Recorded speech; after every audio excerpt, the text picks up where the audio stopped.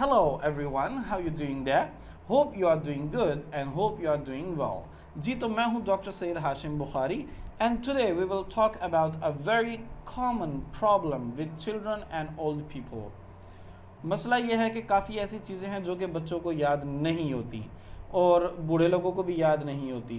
Actual में आज का हमारा टॉपिक आप ये कह सकते हैं कि हम ये देखेंगे कि चीज़ों को कैसे याद किया जाए और चीज़ों को कैसे अच्छे से लॉन्ग टर्म के लिए मेमोराइज़ किया जाए, जो कि आमतौर पर बच्चे नहीं कर सकते। फॉर एग्ज़ाम्पल उनका जो सबक उनको दिया जाता है वो अच्छे तरीके से याद नहीं कर सकते। और बूढ़े लोगों के केसेस में ये है कि फॉर एग्ज़ाम्पल अगर एक शख्स बूढ़ा हो गया है और तब उसे जाकर पता चल रहा है कि मैं जिस लहजे में या जिस तरीके से मैं कुरान पढ़ता हूँ ये कुरान अच्छे तरीके से नहीं पढ़ा जा रहा, या कोई भी होली बुक मुझसे अच्छे तरीके से नहीं पढ़ी जा रही, तो जब उनको याद करवाया जाता है, उनको पढ़ाया जाता है, तो वो अच्छे से याद नहीं कर पाते।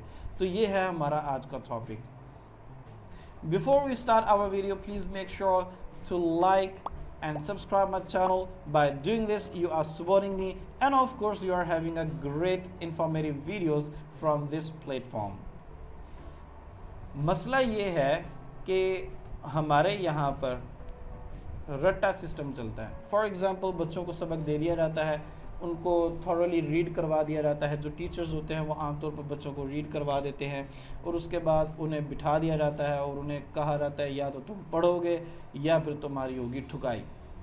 और ऑफ कोर्स डंडे के ज़ोर पर हम पढ़ाते हैं आजकल के बच्चों को। तो डर की वजह से एक फैक्टर आ जाता है कि डर की वजह से बच्चे अच्छे से याद नहीं कर पाते।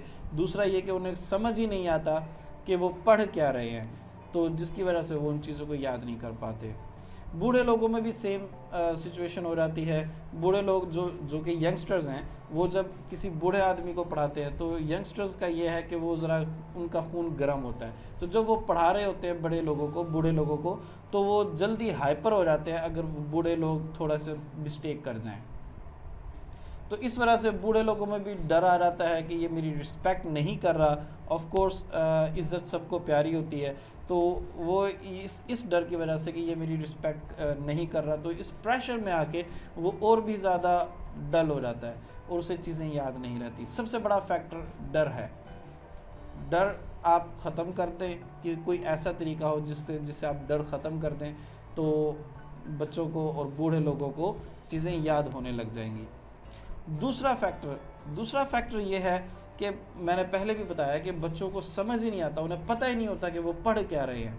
वो बस रट्टा लगाए जा रहे हैं, जिसकी वजह से वो मार्क्स तो हाई ले आते हैं, हाई मार्क्स उनके आ जाते हैं एग्ज़ाम्स में, पर इंटेलेक्चुअल लेवल पर वो बेहतर नहीं होते। इंटेलेक्चुअल जो डिस्कशन होती है उसके अंदर वो फेल हो जाते हैं, क्योंकि जाहिर सी बात है उनके कॉन्सेप्ट्स इतने क्लियर नहीं होते। तो बूढ़े लोगों में भी यही बात है, जब आप उन्हें कुरान पढ़ाते हैं या कोई ऐसी चीज़ पढ़ाते हैं जो कि वो पढ़ना चाहते हैं या किसी टेक्नोलॉजी के बारे में उनको बताना चाहते हैं, तो उन्हें इतने ईज़िली समझ नहीं आती। ये दो फैक्टर्स हैं जिसकी वजह से मेरे नज़दीक, वैसे तो ऑफ कोर्स बहुत ज़्यादा फैक्टर्स हैं, अगर मैं यहाँ पर गिनवाने लगूँ तो आई थिंक ये वीडियो तकरीबन 1 से 1.5 घंटे की बन जाएगी, लेकिन आज हम सिर्फ इन दो चीज़ों के बारे में ही बात करेंगे। अब देख लेते हैं कि चीज़ों को याद कैसे किया जाए। फर्स्ट ऑफ ऑल आप ये समझ लें कि हमारा जो ब्रेन है वो तस्वीरों में सोचता है। फॉर एग्ज़ाम्पल अगर मैं कहता हूँ बॉल, ठीक है, तो आपके जहन में एक गोल चीज़ आ जाती है, ठीक है, और आपके जहन में आ जाता है कि इसको फ़ौरन ही आपके जहन में इस्तेमाल आ जाता है उसका कि उसको फेंका जाता है और सामने खड़ा हुआ बंदा या तो उसे कैच करता है या उसे हिट करता है या वरावर जो भी है। तो बॉल हम जब बोलते हैं तो हमारे जहन में उसकी तस्वीर आ जाती है। तो बच्चों को पढ़ाने का ये बेस्ट वे होगा, ये अच्छा बेहतरीन तरीका होगा कि बच्चों को जो भी पढ़ाया जाए उनको वो चीज़ प्रैक्टिकली भी दिखाई जाए। फॉर एग्ज़ाम्पल अगर हम बच्चों को जैसे कि ABCD पढ़ा रहे हैं, तो उसके अंदर अगर हम बच्चों को एप्पल की तस्वीर दिखा दें या एक कार्टूनिक एप्पल ला दें या फिर एक फेक एप्पल जो खिलौनों के जैसे का होता है प्लास्टिक का, उस तरह का हम एप्पल लाकर उन्हें दिखाएं कि बेटा ये जो है इसको एप्पल कहा जाता है, और उसके हाथ में वो एप्पल दे दिया जाए, वो उसको पूरी तरह ऑब्ज़र्व करेगा क्योंकि बच्चे का माइंड जो होता है वो ऐसा होता है कि वो ग्रो कर रहा होता है। तो जब आप उसके हाथ में देंगे एप्पल, तो वो उसको टच करेगा, उसको फील करेगा, और उसके साथ साथ उसकी शेप उसके अपने जहन में बिठाएगा। और अगर आप यही रूटीन उसके साथ 1 या 2 या 3 या मैक्सिमम 4 बार करेंगे तो उस बच्चे को वो चीज़ याद हो जाएगी। वो क्यों? क्योंकि उसके जहन में उसकी पिक्चर आ जाएगी, और जैसे ही आप एप्पल बोलेंगे तो उस लफ्ज़ के साथ वो पिक्चर जो है वो रिलेट कर जाएगी, और हमारा जो माइंड है उसके अंदर वो कनेक्ट हो जाएगी, और ऐसे बच्चों को चीज़ें याद हो जाएंगी। इसी तरह आप बॉल पढ़ा लें, कैट पढ़ा लें, तो जो भी आप चीज़ पढ़ाएंगे और अगर आप उन्हें प्रैक्टिकली वो चीज़ दिखाएंगे तो ईज़िली याद हो जाएगी।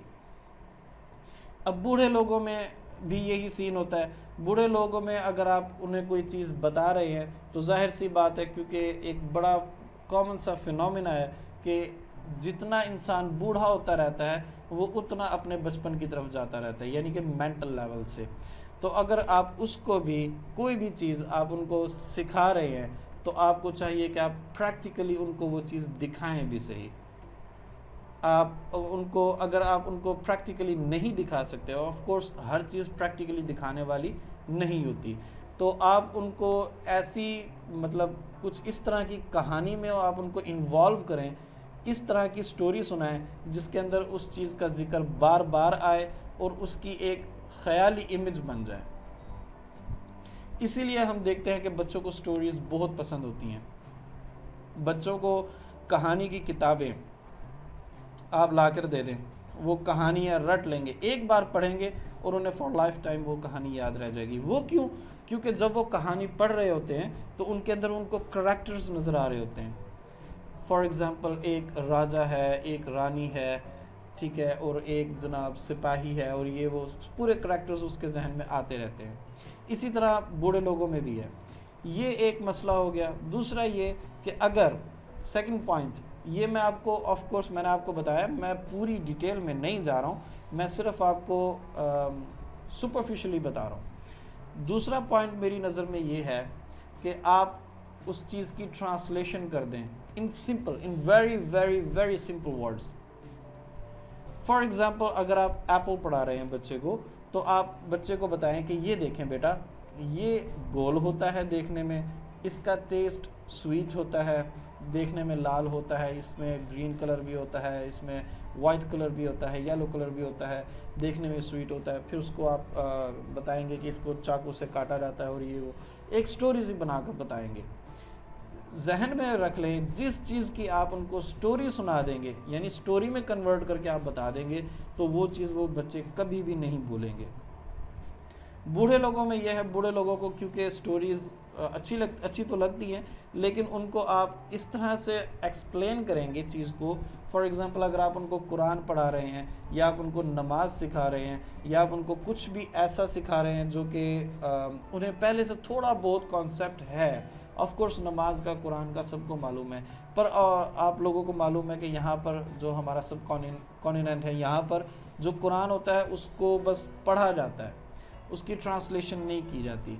अगर आप उनको, क्योंकि हमें मालूम है कि हर एक रकू में एक स्टोरी कवर होती है, तो अगर आप उनको उस एक रकू की स्टोरी अपनी ज़ुबान में इजी वर्ड्स में आप उन बूढ़े लोगों को सुनाएंगे कि इस रकू में ये बताया जा रहा है, ये कहानी है, और उसके बाद फिर आप उनको ट्रांसलेशन पढ़ाएंगे, और ट्रांसलेशन पढ़ाने के बाद जब आप उनको पढ़ाएंगे अरबिक, तो believe me it would be really amazing. तो बूढ़े लोग इसको पसंद करेंगे और आराम से उनको बात समझ में भी आ जाएगी, बजाय इसके कि आप उनके ऊपर शाउट करें। या जाहिर सी बात है, जो यंगस्टर्स होते हैं वो थोड़े हाइपर होते हैं, तो वो अच्छे से उनको मतलब फिर डील नहीं कर सकते, वो गुस्सा कर जाते हैं जल्दी। ये सर 2 फैक्टर्स मेरी नज़र में द मोस्ट इम्पोर्टेंट फैक्टर्स हैं। The third factor and the last factor for this video is कि आप गेम्स बनाएं। बच्चों को आप गेम्स, क्योंकि जो बच्चे होते हैं उन्हें गेम्स बड़ी पसंद होती हैं, अगर आप उनको गेम्स के थ्रू पढ़ाएंगे तो बच्चे बहुत जल्दी पिक कर जाएंगे। फॉर एग्ज़ाम्पल, आप बच्चे को पढ़ा रहे हैं एप्पल, अगेन आप बच्चे को एप्पल पढ़ा रहे हैं, तो जब उस बच्चे को आपने पूरी डिस्क्रिप्शन दे दी है एप्पल की, तो उसके बाद आप क्या करेंगे, आप फॉर एग्जांपल उन्हें कहेंगे ये आप मेरे हाथ से एप्पल लें। जैसे ही वो बच्चा उसको पिक करने लगे, आप उसको यहाँ पर कर लें, वो यहाँ पर आएगा, आप यहाँ पर कर लें। तो ऐसे ऐसे वो जब, क्योंकि मेंटल लेवल पे वो उसको फोकस कर रहा होगा, और साथ ही साथ आप कहेंगे कि जनाब ये एप्पल है, इस एप्पल को पकड़ो, एप्पल को पकड़ो, एप्पल को पकड़ो, और ऐसे मूव करेंगे तो बच्चे को तेज़ी से याद होगा। उसके लिए फ़न भी है और स्टडी भी है। बूढ़े लोगों में क्या होगा, बूढ़े लोगों को भी एक सिंपल सी एक गेम की तरह से आप पढ़ाएं तो उन्हें भी मज़ा आएगा। फॉर एग्ज़ाम्पल आप उनको कोई कुरान की आयत पढ़ा रहे हैं या कुछ इस तरह से पढ़ा रहे हैं, तो आप उनको हल्की सी बैट रख दें। फॉर एग्ज़ाम्पल कि आपने आज मॉर्निंग में उन्हें कोई एक रुकू याद करवाया है और आपको लगता है कि ऑफ कोर्स ये थोड़ा सा मुश्किल है इनके लिए, तो सबसे पहले मैंने आपको पहले बताया था, आप क्या करेंगे, उस रुकू की एक स्टोरी बनाएंगे। ठीक है, ऑफ कोर्स फेक स्टोरी तो नहीं होगी, जाहिर सी बात है, उस रुकू से रिलेटेड, लेकिन अपने अल्फाज में आप स्टोरी बनाएंगे। तो अपने अल्फाज में आप स्टोरी बनाकर उन्हें बताएंगे, फिर उसके बाद आप उनको तर्जमा पढ़ाएंगे। तो स्टोरी और तर्जमा दोनों लिंक कर जाएंगे। ठीक है, इनकी पावर डबल हो जाएगी। उसके बाद आप उन्हें मॉर्निंग में ये पढ़ाया, तो आप इवनिंग में आप उन्हें कहेंगे, आप उन्हें एक छोटा सा टास्क दे देंगे। आप कहेंगे कि बाबा या अंकल या जो भी, जिस भी बूढ़े शख्स को आप पढ़ा रहे हैं, तो आप उन्हें कहेंगे कि ठीक है, एक काम करते हैं, अगर आपने मॉर्निंग में मुझे ये सबक बग़ैर गलती के सुना दिया देखकर, ऐसा नहीं हो सकता कि ऑफ कोर्स आप उन्हें कहेंगे ज़ुबानी सुनाएं, जाहिर सी बात है ये फिर बहुत ज़्यादा डिफ़िकल्ट हो जाता है। तो आप उन्हें कहेंगे कि आप मुझे पहले देख कर सुनाएं, और अगर आपने बग़ैर गलती के ये सुना दिया, then I will cook for you the best food you like. ठीक है, आप कह सकते हैं मैं आपको बेहतरीन सा खाना जो कि आपकी पसंद का होगा वो बना कर दूंगा, या आपको बाहर से बेहतरीन सी चीज़ ला कर दूंगा जो कि आपको पसंद है। तो ऑफ कोर्स उनके लिए ये कितना बड़ा मसला नहीं है, उन्हें आपकी चीज़ों की ज़रूरत नहीं है, लेकिन जब आप उनको डेयर करेंगे तो उनमें थोड़ा सा फ़न आ जाएगा, वो थोड़े से एक्साइटेड हो जाएंगे। ठीक है, क्योंकि हमने हम अभी डिस्कस किया है कि जैसे जैसे इंसान बूढ़ा होता रहता है उसका मेंटल लेवल कम होता रहता है, बच्चों की तरह का वो हो जाता है।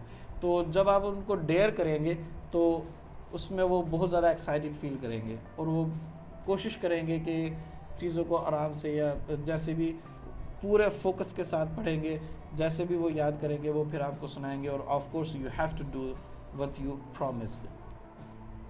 या फिर आप उनको कह सकते हैं कि आप अगर ये कर लेंगे तो मतलब हम बाहर डिनर पर जाएंगे, हम बाहर पिज़्ज़ा या जो भी चीज़ है, मैं आपको एक नई चीज़ खिलाऊंगा। कुछ इस टाइप से आप उनको डील करेंगे तो वो बहुत ज़्यादा फ़न भी हो जाएगा और ऑफ कोर्स उनको चीज़ें याद भी हो जाएंगी। मैंने पहले बताया है कि इसके बहुत ज़्यादा फैक्टर है, अगर मैं हर फैक्टर को एक्सप्लेन करूँगा तो ऑफ कोर्स ये वीडियो ऑलमोस्ट 1.5 आवर या फिर इससे भी लंबी हो सकती है। सो आप इन्हीं 3 जो पॉइंट्स हैं जो मैंने आपको बताए हैं, आप पहले इनको फॉलो कीजिए, और अगर आपको ये इफ़ेक्टिव लगते हैं, end of course I am confident कि आपको ये वाकई में इफ़ेक्टिव लगेंगे। जब आपको ये 3 फैक्टर्स इफ़ेक्टिव लगें तो उसके बाद आप नेक्स्ट कोई जो है अपनी तरफ से कोई भी चीज़ इन्वेंट कर लें, या कोई भी फैक्टर आप देख लें, या कोई भी अच्छी सी वीडियो देखें जिसके अंदर आपको सारी फैक्टर्स के बारे में बताया जाएगा। तो सिंपल इज़ दैट, ये 3 फैक्टर्स हैं, आप इनको अप्लाई करें और आप देखेंगे कि आपके बच्चे भी और आपके बूढ़े भी इंशाअल्लाह अज़्ज़ा वजल बहुत अच्छे से चीज़ों को मेमोराइज़ कर लेंगे, and you will have fun. तो ये थी मेरी आज की video. Thank you so much for your time. See you in the next video. अल्लाह हाफिज़।